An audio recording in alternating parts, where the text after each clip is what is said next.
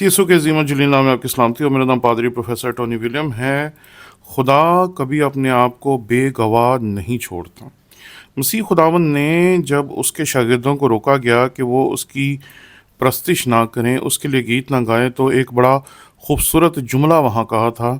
कि अगर ये खामोश हो गए तो पत्थर चिल्ला उठेंगे। मैं जब अमाल की किताब उसका 14वां बाब और उसकी 17वीं आयत पढ़ता हूँ तो यहाँ एक लफ्ज़ है जो बहुत कमाल है। तो भी उसने अपने आप को बेगवाह ना छोड़ा, चुनाचे उसने मेहरबानियाँ की और आसमान से तुम्हारे लिए पानी बरसाया और बड़ी बड़ी पैदावार के मौसम अता किए और तुम्हारे दिलों को खुराक और खुशी से भर दिया। खुदावन की बरकत उसके कलाम के पढ़े सुने जाने पर हो। तो भी उसने अपने आप को बेगवाह ना छोड़ा। हर दौर में खुदा अपने आप को ऐसे लोगों के ज़रिए से ज़ाहिर करता है जो उसकी ज़ात को पहचानते हैं और फिर उनके वसीले से खुदा बड़े बड़े काम करता है। हाल ही में फ्रैंकफर्ट, जो जर्मनी का एक इलाका है, वहाँ पर एक रोमी कब्रिस्तान में खुदाई के दरमियान एक इंस्क्रिप्शन मिला है या एक तावीज़ मिला है। ये जो तावीज़ है इसके बीच में एक तहरीर लिखी हुई है। जब उस तहरीर को लेकर उसका और इस तावीज़ का जो रेडियो कार्बन डेटिंग टेस्ट है किया गया तो पता चला कि ये तो 230 से 270 ईस्वी का है, यानी कि आज से कमोबेश 1800 साल पहले का। ये तावीज़ जो है ये जर्मनी के शहर फ्रैंकफर्ट के इलाके हलम सेंटर से मिला और पता चलता है कि जिस शख्स ने इसे पहना हुआ था उसकी उम्र 25 से 35 साल की होगी। और ये तावीज़ अगर आप देखें इसकी बनावट को तो ये चांदी के वर्क की एक पतली सी चादर से बना हुआ है और इसके अंदर एक नविश्ता है जिसको लिख कर रखा हुआ है। जैसे हमारे यहाँ भी लोग तावीज़ लिखवा कर उसे चमड़े में सिलवा कर अपने गले में पहनते हैं, उसी तरीके से ये चांदी में मड़ा हुआ था और चांदी के कवर के बीच में लिख कर इस जो सहीफ़ा है उसको रखा हुआ था। जब इस इंस्क्रिप्शन को निकाला गया और इसे पढ़ा गया तो पता ये चला कि चांदी का जो ये वर्क है बड़ी नाजुक नौइयत का है, क्योंकि इतने सालों बाद जब उसे खोलना था तो ये एक नामुमकिन सी बात थी कि अगर उसे खोलते तो वो टूट जाता। इसलिए मई 2024 को एक ऐसा काम हुआ कि इसको ले जाकर लिस्बन सेंटर ऑफ आर्कियोलॉजी मेज़ में है उसके बीच में इसको खोला गया और बड़ी एहतियात के साथ खोलकर जब इसको चेक किया गया तो पता ये चला कि जो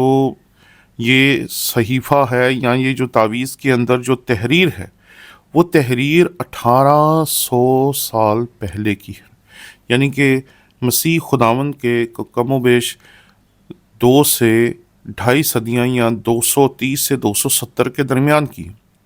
जब इस इंस्क्रिप्शन को देखा गया तो ये लातीनी में मतन है और 18 सतूर में लिखी हुई है। और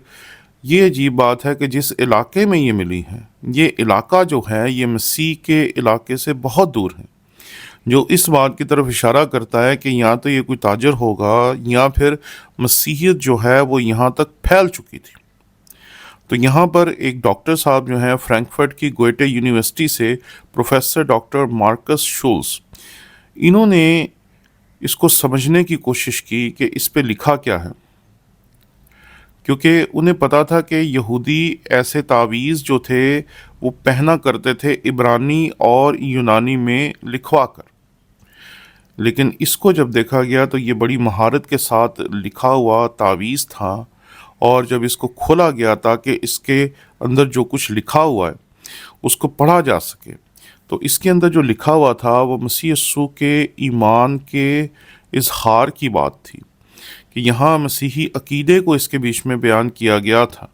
और ये जो था ये मसीह खुदावन से चंद सदियाँ बाद, कम से कम 2 सदियाँ बाद का है। तो मैं जब इस सारी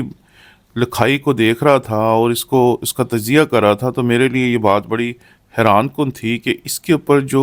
लिखा गया है वो बड़ी दिलचस्प तहरीर है, کیونکہ اس کے اوپر جو الفاظ ہمیں ملتے ہیں ان الفاظ میں واضح طور پر ہمیں یہ ملتا ہے کہ مقدس تیتس کے نام، قدوس قدوس قدوس، مسیح یسوع کے نام میں جو خدا کا بیٹا ہے اور جو دنیا کا خداوند ہے۔ اگلی سطور میں سے کچھ چیزیں مٹ گئی ہیں، لیکن پھر بھی میں اس کو آپ کے سامنے پڑھنے کی کوشش کرتا ہوں۔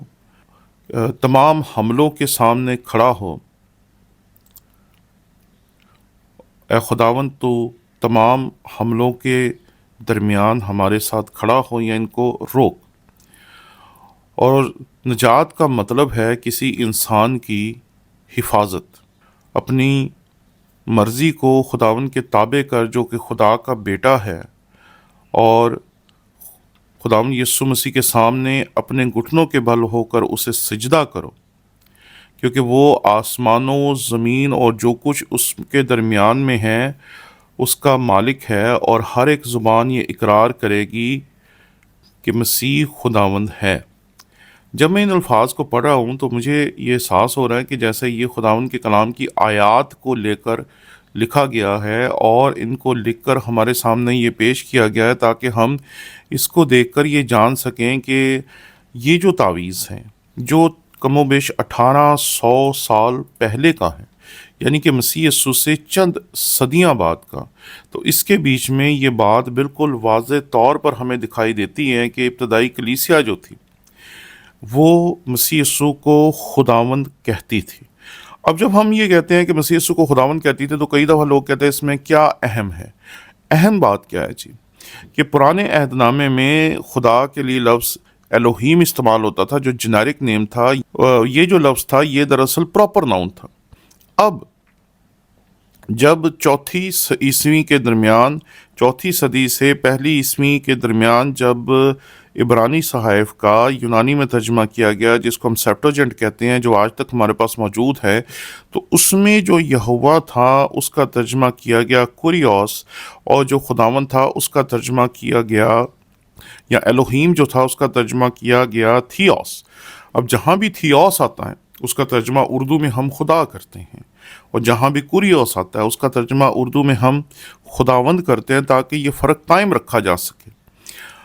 جب بھی لوگ تثلیث کے پر بات کرتے ہیں تو وہ یہ کہتے ہیں کہ دراصل مسیح خداوند کو خدا بنانا اور تثلیث کا جو نظریہ ہے یہ 324 میں جب نقایا کی کونسل ہوئی تو اس کے بیچ میں ان چیزوں کو مقرر کیا گیا۔ اس سے پہلے مسیحی یہ ایمان ہی نہیں تھے رکھتے۔ جب میں نے پہلے ایک ویڈیو بنائی جو ایک تحریر ہمیں ملی تھی ایک جیل کے پاس، تو بہت سارے لوگوں نے کہا کہ یہ تو ایک عام سا لفظ ہے، اس لفظ سے آپ کا کیا مطلب ہے؟ یہ عام سا لفظ ہے، اس میں کوئی خاص بات نہیں ہے۔ تو میں ان تمام لوگوں کو جو اس طرح کی باتیں کہہ کر ہمارے لوگوں کے ایمان کو کمزور کرنے کی کوشش کرتے ہیں، ان کو بتانا چاہتا ہوں کہ ہم جب کہتے ہیں مسیح یسوع کو خداوند، اور جب ہم یہ ثبوت دکھاتے ہیں کہ مسیح یسوع کو 324 سے پہلے بھی لوگ خداوند ہی کہتے تھے، تو ہم یہ دعویٰ کرتے ہیں کہ ہماری جو تثلیث کی تعلیم ہے وہ 324 میں نہیں بنی، وہ اس سے پہلے بھی موجود تھی۔ اور میں نے کئی مرتبہ آپ کی خدمت میں یہ بات عرض کی ہے کہ مسیح خداوند کی ذات کے اس دنیا میں آنے سے ہزاروں سال پہلے جب موسیٰ بیٹھ کر توریت کو لکھنا شروع کرتا ہے خدا کے روح کی ہدایت سے، تو پہلی آیت میں وہ خداوند کے کلام میں جو لکھتا ہے کہ خدا نے ابتدا میں زمین اور آسمان کو پیدا کیا، اور زمین ویران اور سنسان تھی اور گہراؤں کے اوپر اندھیرا تھا، اور خدا کی روح پانی کی سطح پر جنبش کرتی تھی، اور خدا نے کہا کہ روشنی ہو جا، اور روشنی ہو گئی۔ تو یہاں دوسری آیت میں خدا کی روح کی جو اصطلاح ہے وہ اس لیے استعمال کی موسیٰ نے کیونکہ وہ بھی کہیں نہ کہیں تثلیث کی سوچ رکھتا تھا۔ اور